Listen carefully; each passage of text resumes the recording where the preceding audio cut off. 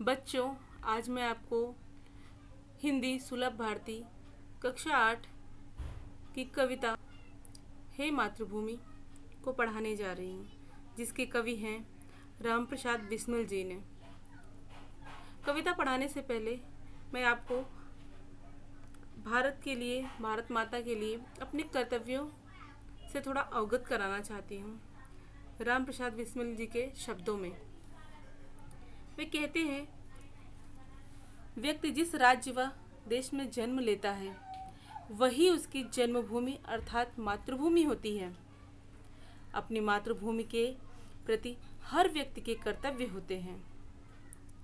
जिस प्रकार माता अपने बालक के लिए अनगिनत तकलीफ़ों को हंसते हंसते सह लेती है, उसके लालन पालन हेतु अपना सब कुछ न्यौछावर कर देती है और उसके लिए सब कुछ करने को हमेशा तैयार रहती है, उसी प्रकार हमें भी अपनी मातृभूमि की सेवा में अपना सब कुछ अर्पण कर देना चाहिए। यही मातृभूमि के सच्चे सपूतों की पहचान होती है। हे मातृभूमि, तेरे चरणों में शीस नवाऊं, मैं भक्ति भेंट अपनी तेरी शरण में लाऊं।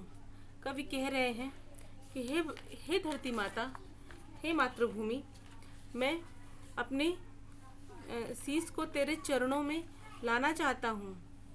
मैं अपने भक्ति भेंट को तेरे पवित्र चरणों में अर्पण करना चाहता हूँ। अर्थात कवि अपनी मातृभूमि पर अपना सब कुछ न्यौछावर करना चाहता है। उसकी इच्छा है कि मैं अपनी इस धरती माता पर अपना सब कुछ कुर्बान कर दूं, बलिदान कर दूं। माथे पे तू हो चंदन, छाती पे तू हो माला, जीवा पर गीत तू हो मेरा, तेरा ही नाम गाऊं। कवि कहते हैं कि हे मातृभूमि, मेरे माथे का चंदन अर्थात तिलक, छाती अर्थात गले की माला, वह जीभ अर्थात जुबान पर जो भी गीत हो वह सभी तुम्हारे नाम का गीत हो।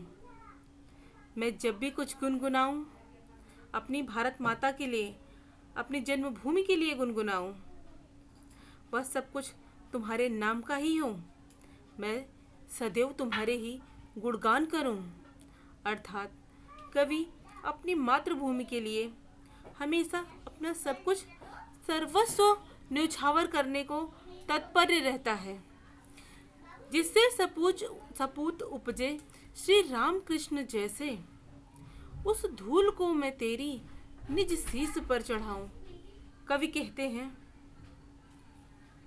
कि जिस भूमि पर राम और कृष्ण जैसे सुंदर गुणवान पुत्रों ने जन्म लिया है, उस मिट्टी की धूल को मैं अपने सिर पर चढ़ाना चाहता हूँ, मैं अपने माथे पे लगाना चाहता हूँ। अर्थात कवि अपनी मातृभूमि की महानता के आगे झुक जाना चाहता है, नतमस्तक हो जाना चाहता है।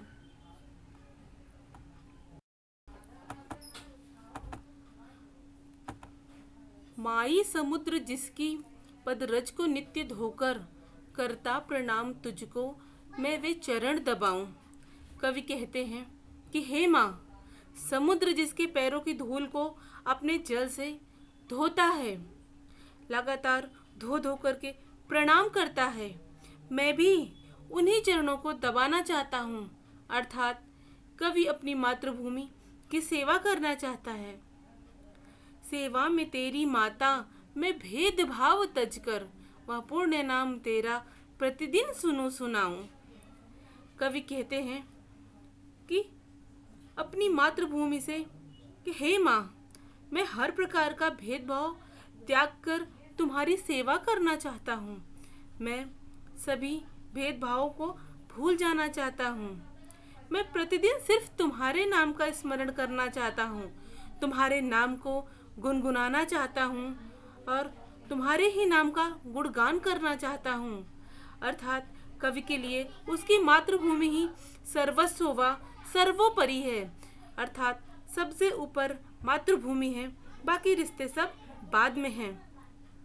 तेरे ही काम आऊं, तेरा ही मंत्र गाऊं, मन और देह तुम पर बलिदान मैं जाऊं। कवि कहते हैं कि हे मातृभूमि, मैं तेरे काम आना चाहता हूँ और तेरे ही नाम का मंत्र मैं गाना चाहता हूँ, अर्थात आजीवन तुम्हारा ही गुणगान करते रहना चाहता हूँ। मैं अपना सब कुछ अर्थात तन मन दोनों तुम पर न्योछावर कर देना चाहता हूँ। कवि अपनी मातृभूमि के लिए अपना सर्वस्व तन मन धन समर्पित करना चाहता है। धन्यवाद बच्चों।